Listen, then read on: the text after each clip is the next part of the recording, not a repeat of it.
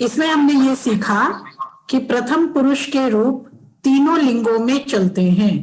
यद्यपि क्रियापद वही होते हैं, प्रथम पुरुष क्रियापद नहीं बदलते हैं, किंतु संज्ञा और सर्वनाम पद बदल जाते हैं। सा पठति, सह पठति, तत् गच्छति, तत् पतति, कोई भी प्रयोग होता है, लेकिन क्रिया में अंतर नहीं आता, केवल संज्ञा में अंतर आता है। आज हम मध्यम पुरुष की चर्चा करेंगे, और मध्यम पुरुष की चर्चा करने से पहले हम तिङंत पदों पर कुछ विचार कर लेंगे। मैंने आपको बताया था कि संस्कृत भाषा में पाणिनि ने 1976 धातुओं का प्रवचन किया है। संस्कृत भाषा में क्रिया जो पद हैं वो 2000 के लगभग हैं, 2000 के लगभग धातुएं हैं जिनसे हम तिंग प्रत्यय लगाते हैं। मैंने पहले भी बताया था कि तिंग प्रत्यय 18 होते हैं। इन धातुओं को मुख्यतः हम लोग दो वर्गों में बांटते हैं, परस्मैपदी धातुएं और आत्मनेपदी धातुएं। दो वर्ग आप ध्यान रखेंगे, परस्मैपदी धातुएं और आत्मनेपदी धातुएं। ये जो 18 तिंग प्रत्यय हैं, इनमें से 9 परस्मैपदी धातुओं के साथ लगते हैं और बाकी के 9 आत्मनेपदी धातुओं के साथ लगते हैं। इन 9 प्रत्ययों में भी, क्योंकि 3 वचन संस्कृत में होते हैं, हिंदी और अंग्रेजी में केवल 2 ही वचन होते हैं, सिंगुलर प्लूरल, एक वचन बहुवचन, किंतु संस्कृत में 3 वचन होते हैं, एक वचन, द्विवचन और बहुवचन। अतः थर्ड पर्सन के 3 वचन हुए। थर्ड पर्सन को हम अन्य पुरुष और प्रथम पुरुष भी कहते हैं। प्रथम पुरुष के 3 वचन, मध्यम पुरुष के 3 वचन और उत्तम पुरुष के 3 वचन।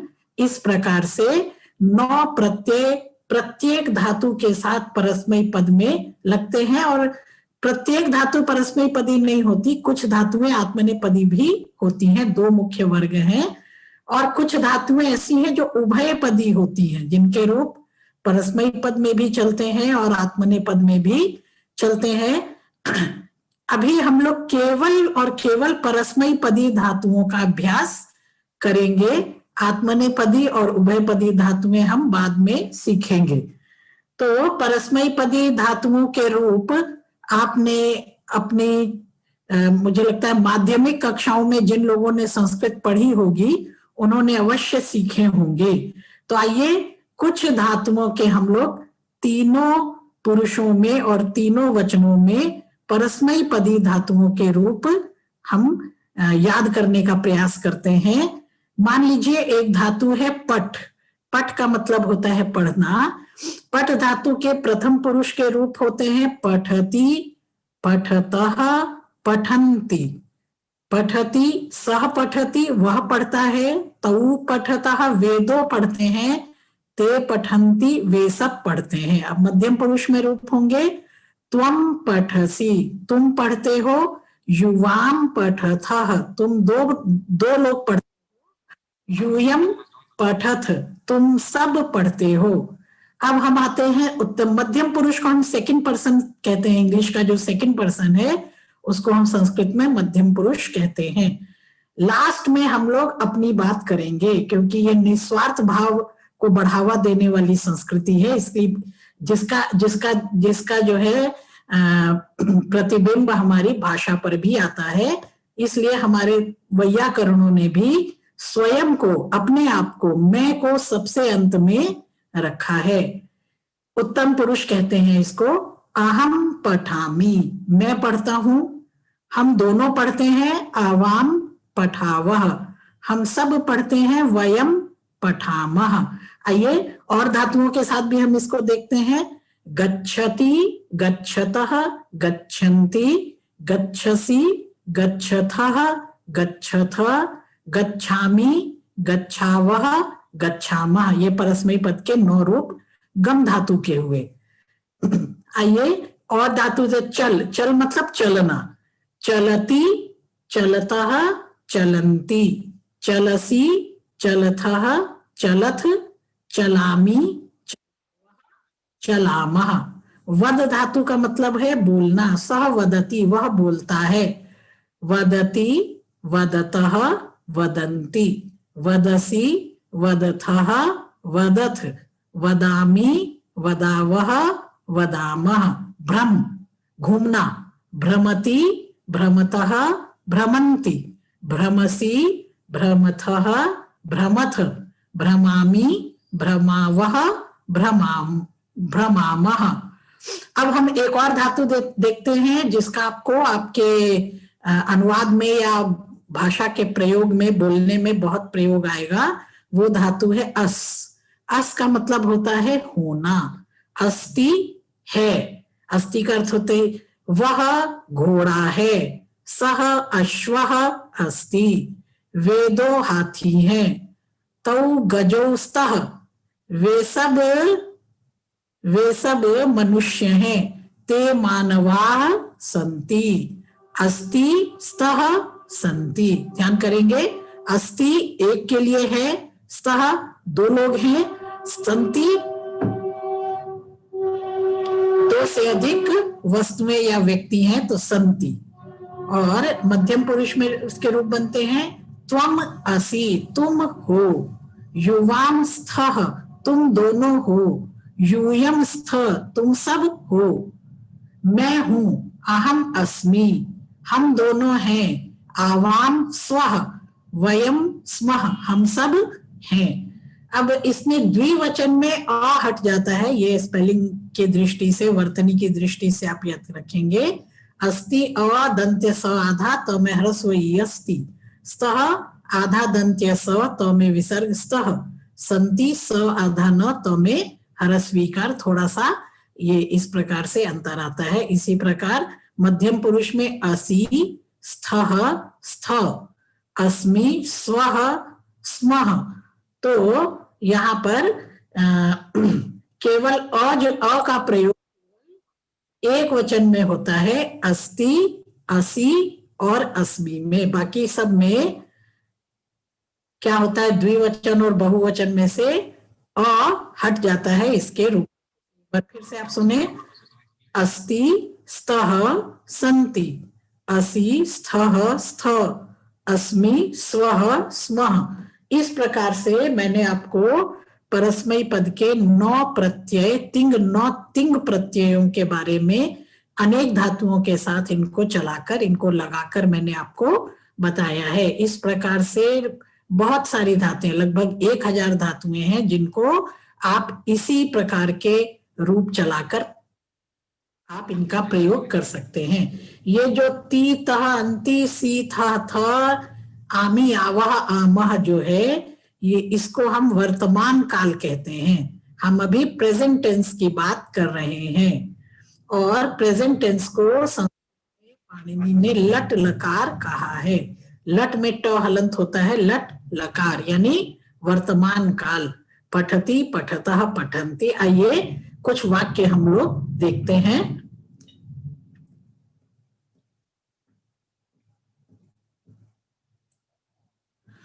जैसे तुम ऊंचा बोलते हो, क्योंकि प्रथम पुरुष के बहुत सारे वाक्य हम कराए हैं, इसलिए आज हम मध्यम पुरुष से ही आरंभ करेंगे।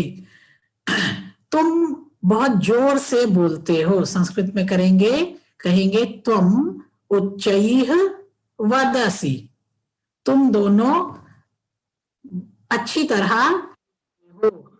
युवाम सम्यक लिखतः, युवाम के साथ लिखतः, तुम सब याद करते हो। यूयम स्मरथ। उसके बाद तुम धीरे धीरे बोलते हो। त्वम शनैः शनैः वदसि, तुम धीरे धीरे, हमने अव्यय उस दिन किया था, न व्ययति इति अव्ययम हम जानते हैं, इसलिए मैंने आपके वाक्यों में अव्यय का प्रयोग किया है। त्वम शनैः शनैः वदसि, तुम धीरे धीरे बोलते हो। युवाम न खादथः, तुम दोनों खाना नहीं खाते हो, तुम दोनों नहीं खाते हो। यूयम किंचित कथयथ, तुम सब कुछ कहते हो। और अगर हम कहें यूयम किंचित कथयथ खलु, तुम कुछ कह रहे हो ना, जैसे इस प्रकार का जो हम भाव व्यक्त करते हैं, इस प्रकार का जो हमारा एक्सप्रेशन है, उसको संस्कृत में हम खलु लगाकर प्रयोग करते हैं। यूयम किंचित किंचित कथयथ खलु, क्या तुम कुछ कह रहे हो ना, ऐसा प्रयोग हम करते हैं। तुम यहाँ पकाते हो, त्वम अत्र पचसी, तुम दोनों कहाँ सफाई करते हो। युवाम कुत्र मार्जयथः, तुम सब धीरे धीरे गाते हो। यूयम मंदम गायथ। अब और देखिए कुछ, त्वम पश्यसी, दृश्य धातु को पश्य आदेश हो जाता है, तो पश्यति, पश्यतः, पश्यन्ति, मध्यम पुरुष एक वचन में होगा पश्यसी। त्वम पश्यसी, तुम देखते हो। तुम दोनों जल्दी जाते हो, शीघ्र जाते हो, तो युवाम सपदि गच्छथः, तुम सब आज सींच रहे हो, सींचते हो। यूयम अद्य सिंचथ। अच्छा, जो लोग टेंस की लोगों को बहुत चिंता रहती है, तो ये जो हम प्रयोग कर रहे हैं, ये प्रेजेंट इंडेफिनिट टेंस भी है और प्रेजेंट कंटिन्यूअस टेंस की तरह भी इसका प्रयोग कर सकते हैं। प्रेजेंट इंडेफिनिट और प्रेजेंट कंटिन्यूअस प्रकार के प्रयोग इसमें आप करेंगे। अब और वाक्य देखिए, त्वम तत् असि, तुम वही हो। देखिए इसको आप याद रखिए, त्वम तत् असि, ये उपनिषद का महावाक्य है। त्वम तत् असि, तुम वही हो, तत्त्वम असि, तुम वही हो, अर्थात वह जो ब्रह्म है वो तुम ही हो। त्वम अध्यापयसि, तुम पढ़ाते हो। अब यहां देखिए कि लिंग जो है उसके लिए अलग रूप नहीं चलते हैं संस्कृत में, जैसे हिंदी में होते हैं वैसा यहाँ नहीं होता है। जैसे अगर हम कह रहे हैं त्वम अध्यापयसि, इसका मतलब तुम पढ़ाती हो या फिर तुम पढ़ाते हो। पुल्लिंग और स्त्रीलिंग दोनों के लिए त्वम अध्यापयसि रूप ही चलते हैं, यानी किसी चलते हैं। इसी प्रकार यूयम मानयथः, तुम सम्मान करते हो। यूयम जानीथ, तुम सब जानते हो। अब हम लोग उत्तम पुरुष के कुछ वाक्य देखते हैं। पा धातु पीने के अर्थ में होती है, जिसके रूप चलते हैं पिबती, पिबतः, पिबंती, पिबसी, पिबथः, पिबथ, पिबामी, पिबावः, पिबामः। मैं पीता हूं, अहम पिबामी। हम दोनों देखते हैं, वह आवाम पश्यावः, हम सब सुनते हैं, वयम श्रीणुमः। दूसरा महावाक्य है अहम ब्रह्मास्मि, आपने सुना होगा, अहम ब्रह्म अस्मि, मैं ब्रह्म हूं। ये दूसरा महावाक्य है। पहला महावाक्य तत्त्वमसि, दूसरा महावाक्य उपनिषद का अहम ब्रह्म अस्मि, ये जो कुछ भी दिखता है सह अहम, सोहम, सोहम वो मैं ही हूं। तो अहम ब्रह्म अस्मि। आवाम स्पृशावः, हम दोनों स्पर्श करते हैं। वयम संप्रति ब्रूमः, अभी, संप्रति मतलब अभी, अब, वयम ब्रूमः, हम बोलते हैं। अहम न हसामि, मैं हंसता नहीं हूं। आवाम बालौ स्वः, मैंने आपको अस धातु के रूप बताए थे, अस्ति स्थ अस्मि स्वः, उत्तम पुरुष के द्विवचन में आवाम बालौ स्वः, हम दोनों बालक हैं। वयम करशामः, हम दोनों खेती करते हैं। करशामः मतलब खेत को जोतना। अहम वैद्यः अस्मि, मैं वैद्य हूं, चिकित्सक हूं। आवाम कृषकौ स्वः, हम दोनों कृषक हैं। वयम छात्राः स्मः, हम सब छात्र हैं। अहम गायिका अस्मि, अब देखिए स्त्रीलिंग है तब भी अहम अस्मि रहेगा ही। लिंग से क्रिया रूपों को अंतर में कोई अंतर नहीं आता। अहम गायिका अस्मि, मैं गायिका हूं। आवाम कन्ये स्वः, हम दोनों कन्याएं हैं। वयम पाचिकाः स्मः, हम दोनों हम सब खाना पकाने वालियां हैं। भयम वयम भिक्षुकाः स्मः, हम सब भिक्षुक हैं। आवाम इतस्ततः अटामः, अट धातु का मतलब होता है घूमना भटकना। घूमना मतलब आवाम इतस्ततः अटामः, हम दोनों इधर उधर, हम सब इधर उधर घूमते हैं। वयम महिलाः स्मः, हम सब महिलाएं हैं। हम जोर से हैं। वयम उच्चैः वदामः, इस प्रकार से मैंने आप ये मध्यम पुरुष और उत्तम पुरुष के रूप समझाए हैं। आप धातुओं का जो है इसका अभ्यास करेंगे और अलग अलग धातुओं के रूप परस्मैी पद में याद करेंगे। जो रूप हमने, मुझे लगता है कम से कम 15 से 20 धातुओं का प्रयोग हमने आज किया है, और आपने ये ध्यान दिया होगा कि ये सारी धातुएं लगभग एक तरह ही चलती हैं। सब में ती तह अंति सी थ थ स्मी आमी आवह और आमह, ये 9 प्रत्यय तीनों वचनों में और तीनों पुरुषों में लगा करते हैं। यहां पर एक बात और फिर से आपको स्मरण करनी है कि प्रथम पुरुष में ही तीनों लिंग होते हैं। वह मतलब सा ते ताः स्त्रीलिंग, सह तौ ते पुल्लिंग, तत ते तानि स्त्रीलिंग। मध्यम पुरुष और उत्तम पुरुष में केवल त्वम युवाम यूयम, और उत्तम पुरुष में अहम आवाम वयम, ये ही रूप चलते हैं। ये अभी हम कर्ता कारक की ही बात कर रहे हैं। मैं और तुम, ये इसमें लिंग नहीं होते, ये एक ही लिंग में चलते हैं, लिंग नहीं हुआ करते। इस बात को आप ध्यान पूर्वक स्मरण करेंगे। और कुछ विशेष इसमें है नहीं, मुझे लगता है आज के लिए काफी हो गया, क्योंकि अगर इससे अधिक हम पढ़ने का प्रयास करेंगे तो आपको ये लगेगा कि ये अपर्याप्त है, बहुत ज्यादा हो गया। इससे ज्यादा पढ़ने की याद करने में भी आपको कठिनाई हो सकती है। कुछ ऐसे लोग हैं जिनको संस्कृत आती है, उनको ऐसा लगेगा कि हम बहुत धीरे चल रहे हैं, लेकिन हमें ये याद रखना चाहिए कि हमारे साथ बहुत से ऐसे लोग संस्कृत पढ़ने के इच्छुक लोग हैं जिन्हें संस्कृत बिल्कुल नहीं आती। ऐसे लोगों के लिए हमारे द्वारा धीरे धीरे ही चलना उचित है।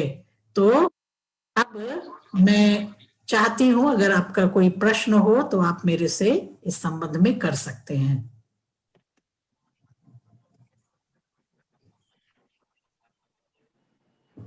आचार्य जी, आपको मेरी आवाज आ रही है? हाँ, आ रही है।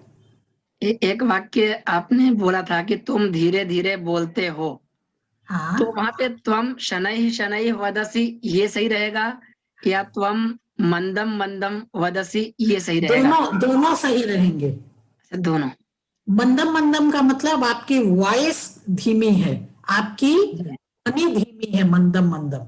शनैः शनैः मतलब शब्दों का प्रयोग धीरे धीरे हो रहा है, आप मतलब स्पीड आपकी कम है। शनैः शनैः का मतलब स्पीड का कम होना, गति का कम होना, और उसका मतलब मंदम मतलब ध्वनि का तीव्र और धीमा होना।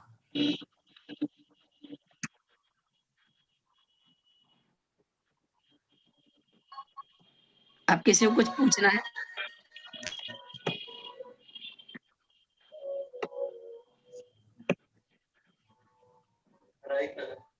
अपने आप को अनम्यूट कर सकते हैं। अब देखिए, मैं एक चीज पूछना चाहता हूँ कि ब्रेल में जो हो रहा था उसमें कुछ प्रगति है क्या? ब्रेल की पुस्तकें आप लोग अगर ये बता पाए कि आप लोग संदेश जी के पास अपनी आवश्यकताएं भेजें, और मुझे लगता है कि बहुत जल्दी ही हम दे पाएंगे, इन 10 days।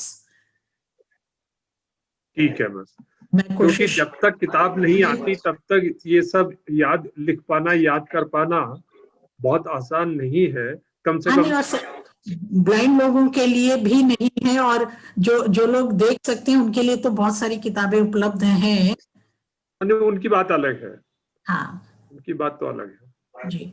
तो ये किताबें अगर आप चाहेंगे, मैंने कहा है जो लोग बना रहे हैं उनको मैंने कहा है कि आप लोग कुछ तैयार कीजिए। ऐसा है कि अभी आप कम से कम 5-10 कॉपी तो करवा ही लीजिए, 10 लोग तो होंगे ही जो देखिए, लेंगे अभी मेरे पहले ख्याल तो सबसे पहले तो वो टाइप हो जाए, फिर प्रूफ रीड हो, थोड़ा सा टाइम लगेगा मुझे। से। हाँ हाँ वो तो है, टाइम तो हाँ। लगेगा।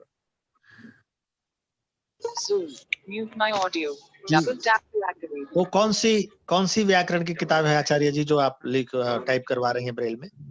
मैं परमानंद बोल कोई रहा हूँ। ऐसी किताब है नहीं, मैं अपनी तरफ से ही कुछ मैंने दिया है।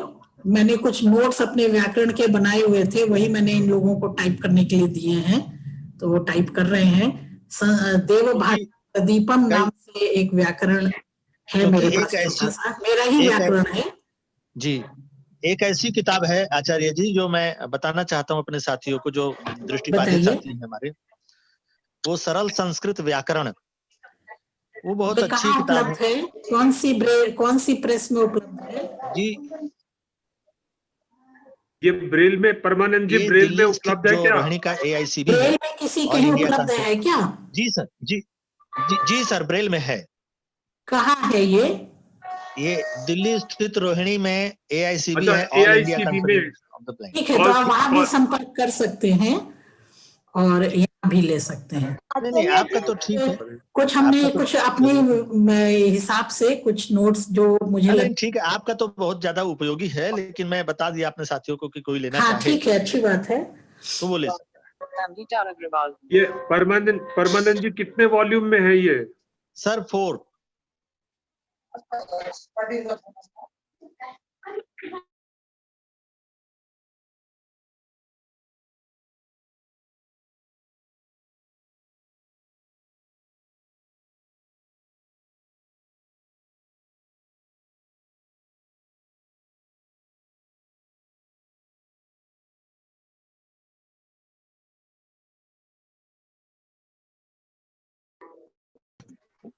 परमानंद जी, मिस्टर परमानंद, कुछ कॉस्ट मालूम है क्या, कितनी है उसकी?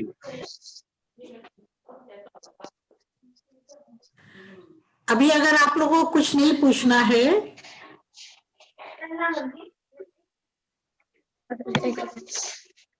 मैडम मैं वेंकट रमना बोल रहा हूँ हैदराबाद से। आपसे एक छोटा सा रिक्वेस्ट है। बताइए।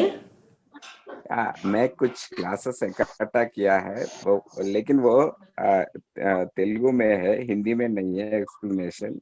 उसमें एक बात ये बताया गया है कि जब शिव नृत्य करता है उसमें से जो शब्द निकलते हैं उसमें से ये 14 सूत्र ऐसा बन गए, और उसपे थोड़ा आप हम लोगों को ज्ञान करवा दीजिए। वो हाँ, तो story जो क्या है? देवभाषा संस्कृतम आपको मिलेगा व्याकरण, उसमें माहेश्वर सूत्रों की चर्चा है, और हाँ जी, सूत्रों से किस प्रकार से संस्कृत प्रत्याहार बना, अल प्रत्याहार या संस्कृत अल्फाबेट निकले, की चर्चा हमने की हुई है। हाँ, नो ओनली वो स्टोरी बता दीजिए थोड़ा विस्तार से बस, कि किस, वो कुछ नहीं, क्योंकि हमारे जो पाणिनि ऋषि हैं वो शिव के उपासक थे, और जब वो व्याकरण की रचना कर रहे थे उस समय उनको ऐसा माना जाता है कि शिव की कृपा से ये जो वर्ण समुदाय है, स्वर और व्यंजन, उनकी 14 सूत्रों के रूप में जब उन्होंने, शिव ने डमरू बजाया तो उसमें से ये ध्वनियां निकली। और ये सब तो कथाएं हैं, वास्तव में हुआ क्या होगा कि तप करते हुए या बहुत अधिक चिंतन करते हुए, जब वो गहन चिंतन कर रहे होंगे व्याकरण के संबंध में, तो उनके मन में ये 14 सूत्र स्वयं उत्पन्न हुए। जब आप स्वयं जब किसी विषय का गहन चिंतन करते हैं तो आपके भी मन में कुछ कुछ आइडिया आ जाते हैं, तो वैसा कुछ आइडिया आया होगा जिसको पाणिनि ने कहा कि मुझे शिव की कृपा से ये सब प्राप्त हुआ है। और फिर ये बात चल निकली, लोकोक्ति चल निकली कि महेश्वर ने डमरू बजाया और उसमें से ये ध्वनियां निकली। और तो कुछ भी हो सकता है, लेकिन पाणिनि क्योंकि शिव के शैव थे, शिव के उपासक थे, इसलिए वो जो कुछ भी उनको ज्ञान प्राप्त हो उसे वो भगवान शिव को समर्पित करते हैं। बस इतना ही समझें। Thank you madam.